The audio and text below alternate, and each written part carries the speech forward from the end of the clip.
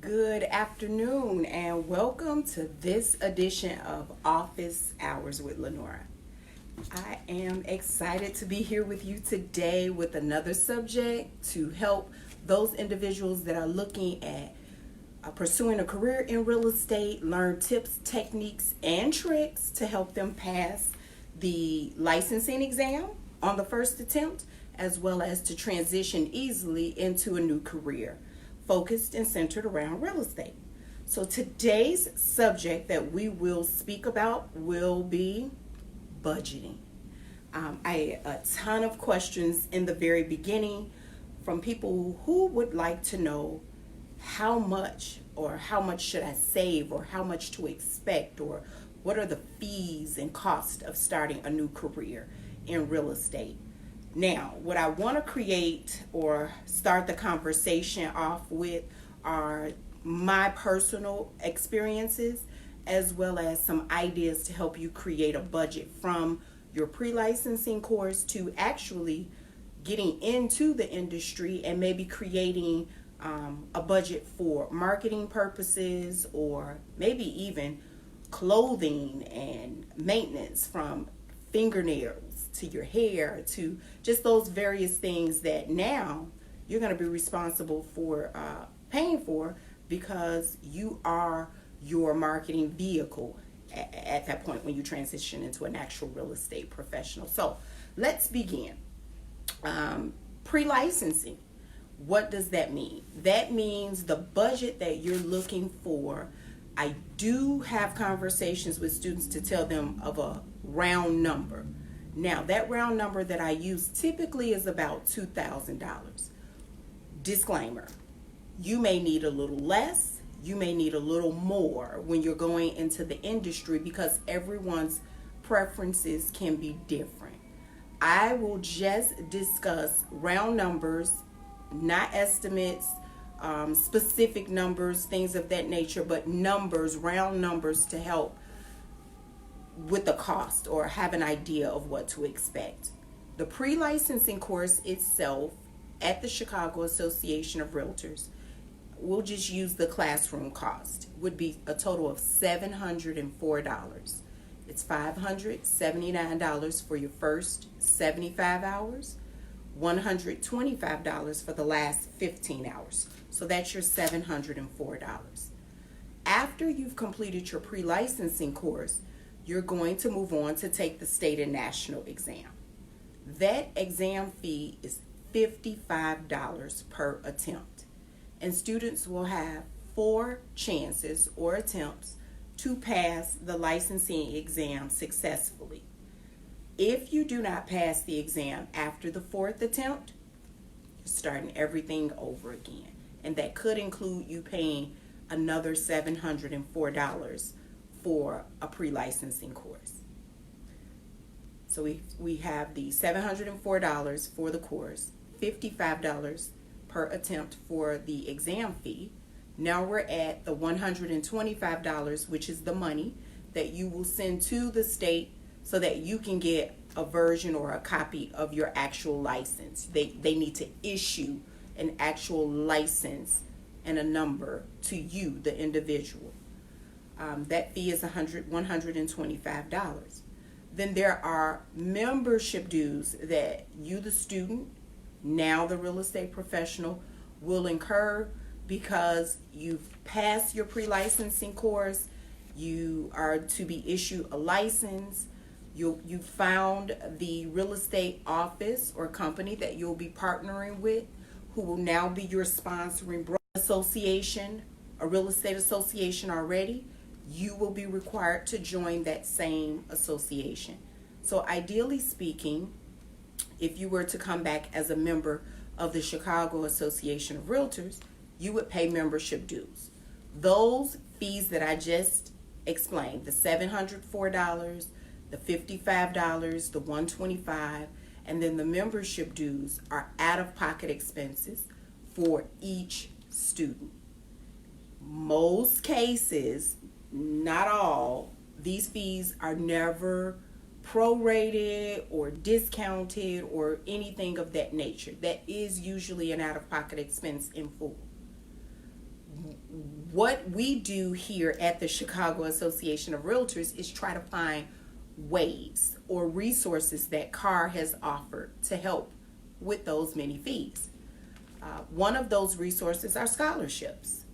I would definitely, if I were you and the prospective student, I would definitely take advantage of completing an application for a pre-licensing scholarship. On our website right now, you will notice that we are not accepting any applications currently for pre-licensing scholarships, but you heard it from me. A little birdie told me that will be changing soon. So when it does, you should be the first to apply if you have not completed your pre-licensing course, that first 75 hours as of yet. Start looking in the very near future, probably in the month of November, for that window or that application process to open again. But that could easily be, for a recipient of that pre-licensing scholarship, $700 reimbursed back to you, the student. So I said the total of the course for the pre-licensing is $704. If you become a recipient of a scholarship and you're reimbursed $700, in essence, you would have only paid $4 for your real estate class. Huge. Another way that you can ultimately save some money, as well as to help support your budget for starting a real estate career, is when you transition to becoming a member of a real estate association. Many students don't realize that because they took their classes with our school and ultimately come back as a member after finding that sponsoring broker, they come back as a member of our of our association. Now you're going to save some additional money. It's roughly $275 towards the membership application fee that CAR is simply going to waive as a thank you for taking your classes with us. The disclaimer to that rule is you do need to become a member of the association within 1 year of you passing your pre-licensing exam. So you're passing your licensing exam, your state and national exam. Sorry for any confusion. So you've passed the pre-licensing course, you move on to take the state and national exam. You have 1 year from that date, if you come back as a member of CAR, the Chicago Association of Realtors, to have that $275 membership application fee waived. So that's a little over that's a little over almost $1,200 in savings to a strategic person that has completed the scholarship as well as came back as a member of the Chicago Association of Realtors. So we've discussed what it looks like to create that pre-licensing budget. Let's talk a little more about the marketing budget or an actual budget to create if you're becoming or transitioning into the real estate professional. So there's some, I always take notes, but there's some notes of about 6 things that I want to kind of follow up with you. The first one that I recommend that you do when you actively start working in the industry, in the field of real estate, is to create a personal budget. Personally, when I started closing transactions and got some big checks, I did not realize the magnitude and the importance of creating a personal budget. I was pretty savvy just on my own before real estate and knew, I had my own set of personal bills that from a household that I had to be required to pay, like lights, gas, car note, insurance, those sorts of things.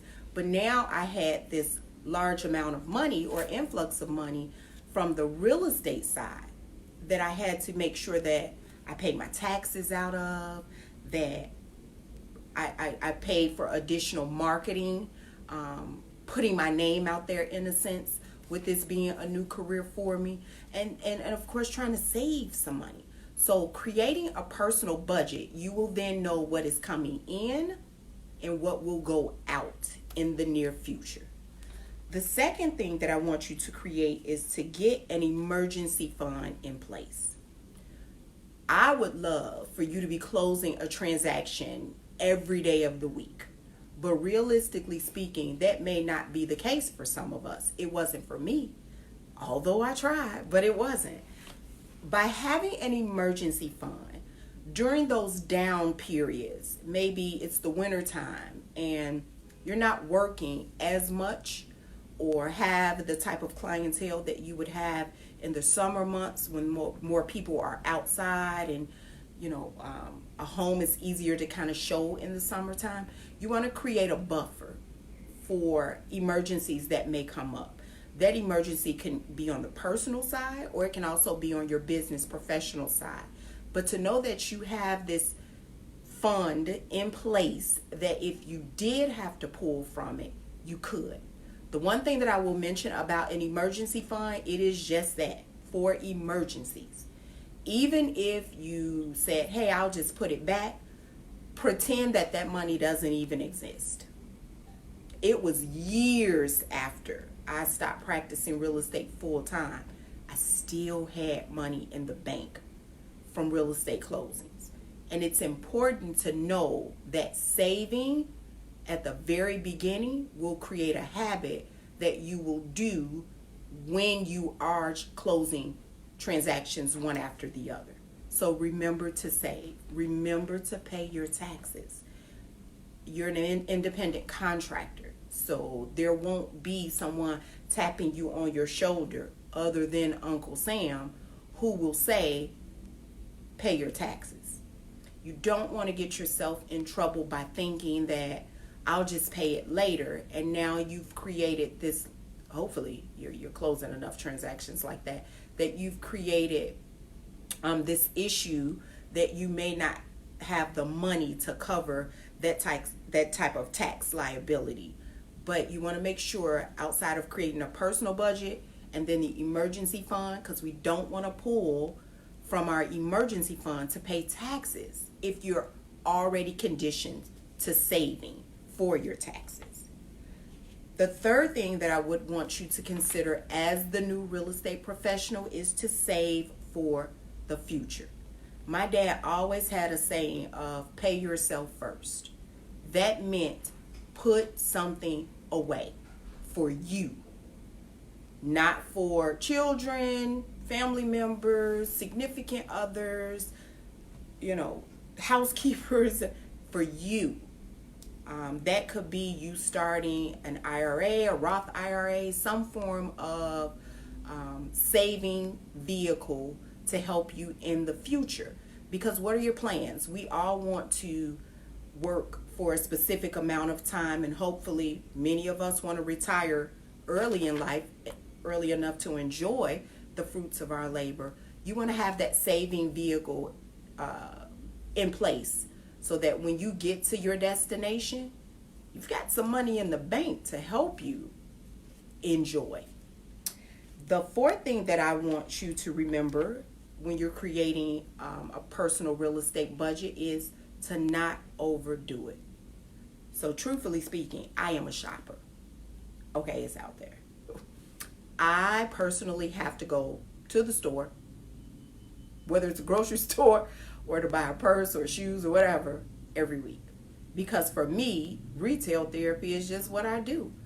But I'm also looking for ways to save money by looking for discounts. I'm a couponer, so I like doing that. But I just like going shopping. But I've saved for it. I have the money to do that.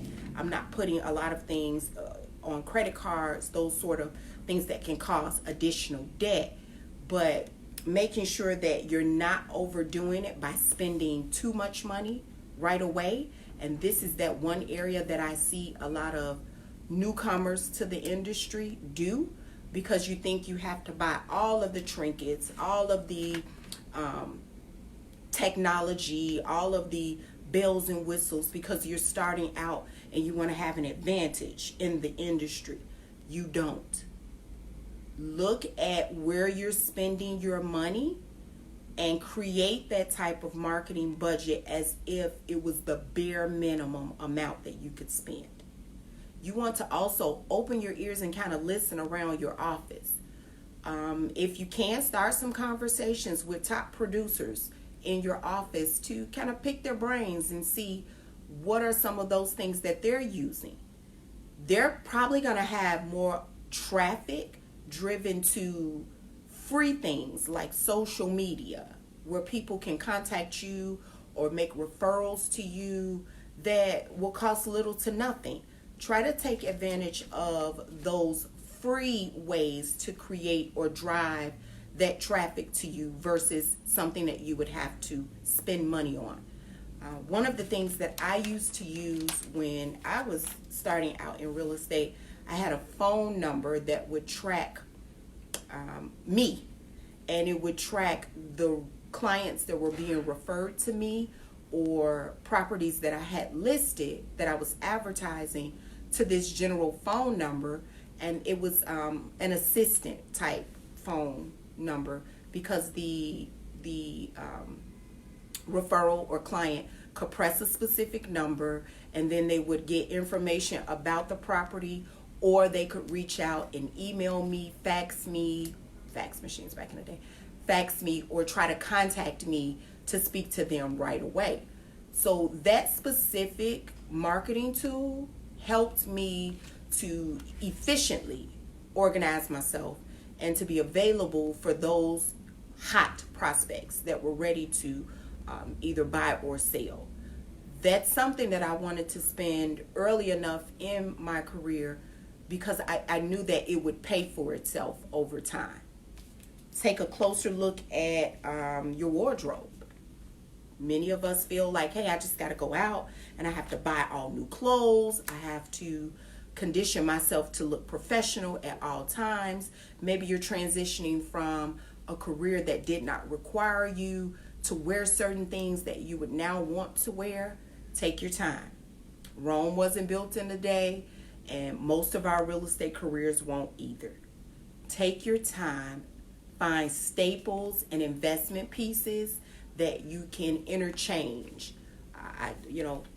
For me, it was as easy as a black suit, a blue suit, different tops, making sure that I had enough casual type khaki pants that I could interchange the tops with the pants, and always a fresh, clean pair of shoes, because that's the first thing I know I look at. I look down at the feet to see exactly what type of person that I'm working with, and people will judge you based on what you're wearing. So be careful enough of that to know that you want to look professional, you want to look maintained, crisp, and presentable at all times, whether you're personally doing something for yourself, like at the grocery store, or you're actually in the process of showing a property to a buyer or a seller.